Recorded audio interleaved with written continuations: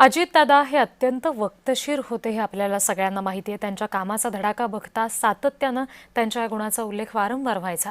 वेळेवर हजर राहणारे नेते हे अजितदादा होते, मात्र ते वेळेपूर्वीच गेले असं म्हणायची वेळ आता आली आहे। महाराष्ट्रातले असे अनेक लोकनेते अकाली गेले। गोपीनाथ मुंडे, विलासराव देशमुख, आर पाटील, प्रमोद महाजन अशी काही लोकनेत्यांची नावं यांची सुद्धा एक्झिट अशीच जीवघेणी ठरलेली आहे, मनाला चटका लावणारी ठरली आहे। महाराष्ट्राच्या राजकारणातील ही न भरून येणारी हानी आहे।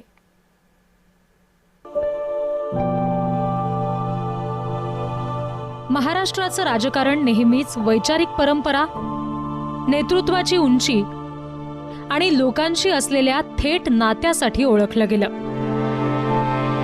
मात्र काळाच्या ओघात हे राजकारण अनेकदा पोरकं झालं। अनेक उमदे लोकनेते अकाली निघून गेले। अजित पवार राजकारणातला दादा आणि दिलदार नेता। घड्याळाची वेळ चुकली आणि विमान अपघातात त्यांचं निधन झालं। असंच काहीसं गोपीनाथ मुंडे, विलासराव देशमुख, आर पाटील, प्रमोद महाजन यांच्या बाबतीतही घडलं। हे नेते केवळ सत्ता उपभोगत नव्हते, तर जनतेच्या प्रश्नांशी एकरूप झालेले लोकप्रतिनिधी होते।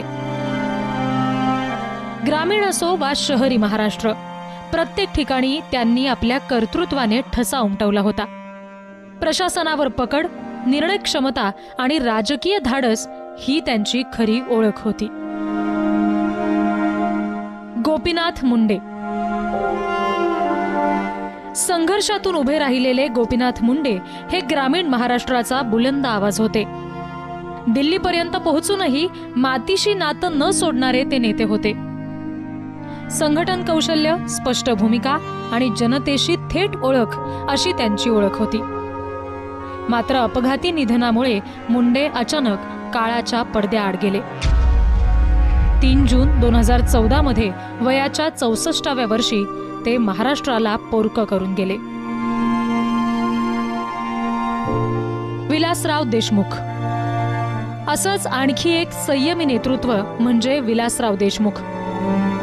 समन्वयाची भूमिका आणि सर्वपक्षीय संवाद ही विलासराव देशमुख यांची खरी ओळख।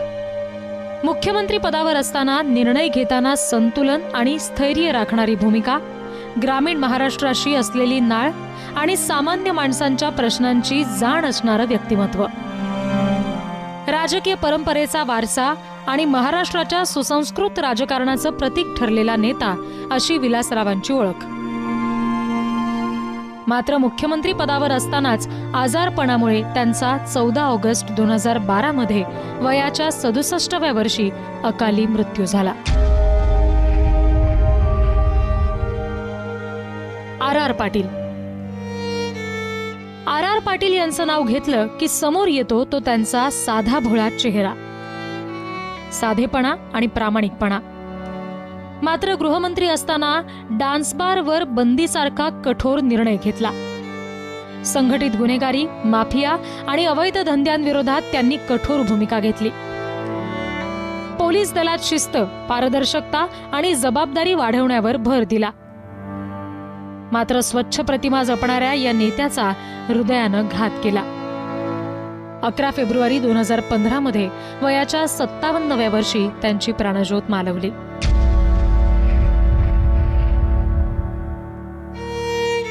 प्रमोद महाजन अकाली निधनामुळे महाराष्ट्र हादरला ते आणखी एक नाव म्हणजे प्रमोद महाजन। वक्तृत्व, रणनीती आणि राष्ट्रीय राजकारणामध्ये महाराष्ट्राचं प्रतिनिधित्व करणारे नेते म्हणजे प्रमोद महाजन।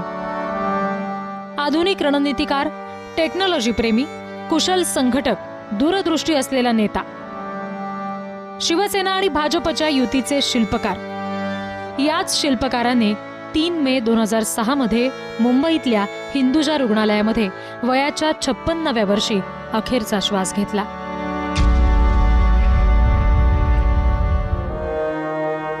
अकाली निधन झालेल्या लोकनेत्यांमुळे केवळ पक्षांचं नव्हे तर संपूर्ण राजकीय संस्कृतीचं नुकसान झालंय। अनुभव, परिपक्वता आणि लोकांशी थेट संवाद साधणारी एक पिढी हरपली। दिशादर्शक नेतृत्व अकाली हरपल्यामुळे महाराष्ट्राच्या राजकीय परंपरेची कधीही न भरून निघणारी हानी झालीय. जय महाराष्ट्र, मुंबई.